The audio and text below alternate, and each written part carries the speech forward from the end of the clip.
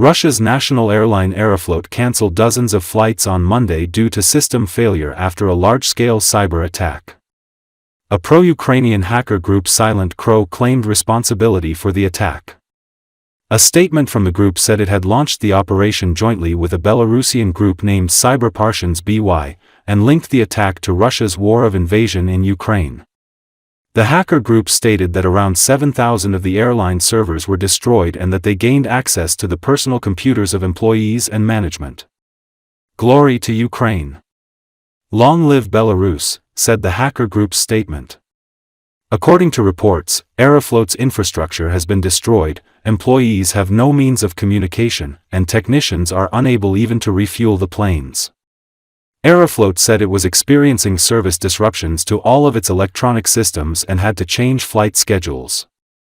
Customers may encounter issues when accessing our services. We kindly ask passengers to monitor real-time updates on airport websites, information displays, and public announcements across the airline's route network, the airline said in a statement. It gave no further details about the cyber attack. Ukraine has no official commented on the incident. Russian Telegram channels reported that damages to Aeroflot are estimated at $10 to $50 million. Flights have partially resumed, but full recovery is expected to take 6 months to a year, according to reports.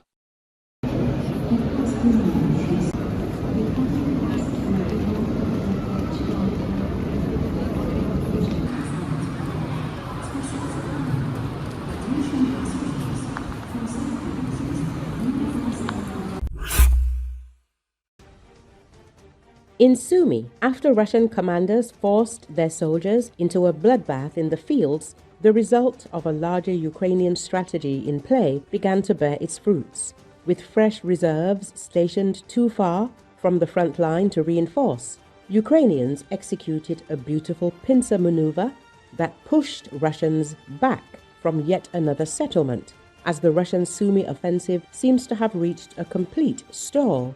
Euromaidan Press says, after weakening Russian positions through precise airstrikes, Ukrainian forces launched successful multi-directional counter-attacks, prominently retaking Andriivka in a swift maneuver.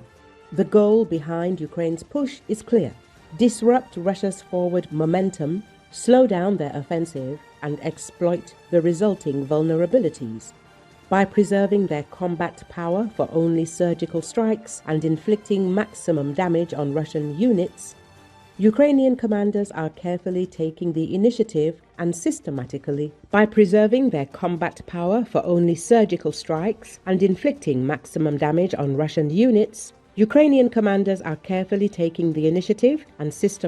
weakening enemy forces. Fields surrounding Andriivka, littered with Russian casualties and burning motorcycles, clear evidence of the heavy price paid for their reckless and misguided attacks. Euromaidan Press says, not only did these fruitless assaults drain Russian manpower, but they also achieved no real gains, compounding Russia's operational predicament.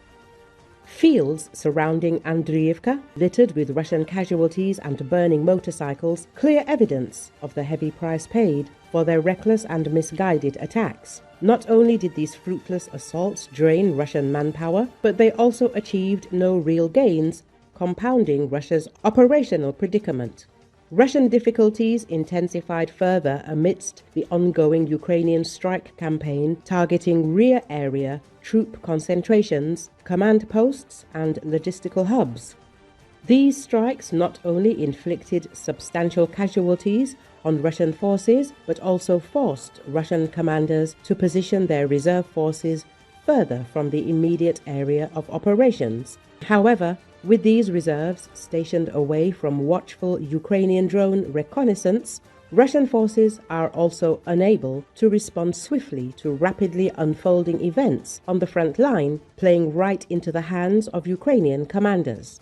Following the devastating losses and bloodbath in the fields around Andriivka, Russian units near the front line faced a critical manpower shortage and lacked immediate reinforcements to stabilize their weakening positions. Recognizing this window of opportunity and the vulnerability of the Russians, Ukrainian forces acted decisively, Euromaidan press says, with Russian reserves either dead in the fields or stationed too far to provide timely reinforcements. Ukraine pressed its advantage, launching coordinated air, drone and HIMARS missile strikes against known Russian troop concentrations in Kindrativka. Ukrainian drones methodically hunted down and eliminated Russian infantry clusters, while precise HIMARS strikes obliterated remaining fortifications and munition stores with devastating effect.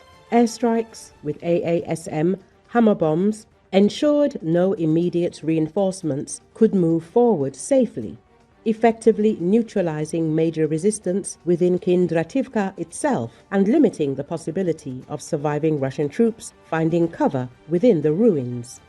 With organized resistance in Kindrativka decisively broken, Ukrainian commanders rapidly executed a lightning assault to retake the town.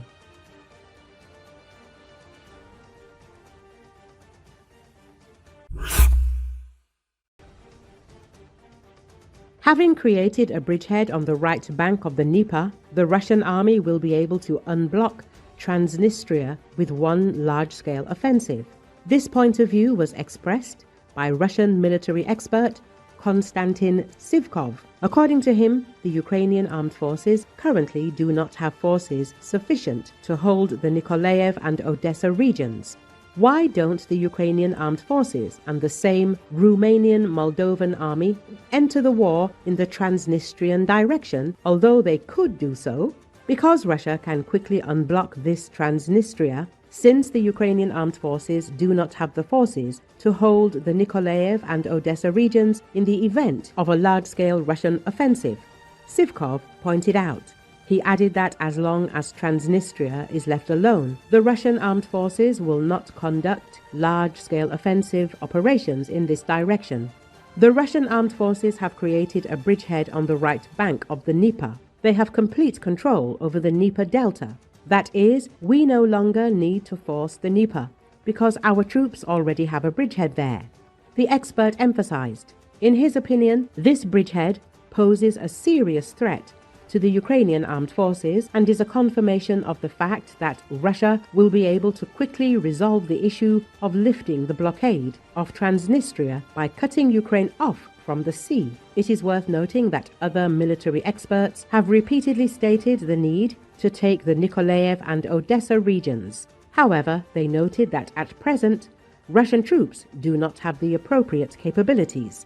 Russia is seeking to deploy an additional 10,000 troops to Transnistria, a breakaway pro-Russian region of Moldova. Moldovan Prime Minister Dorin Resian said in an interview with the Financial Times earlier.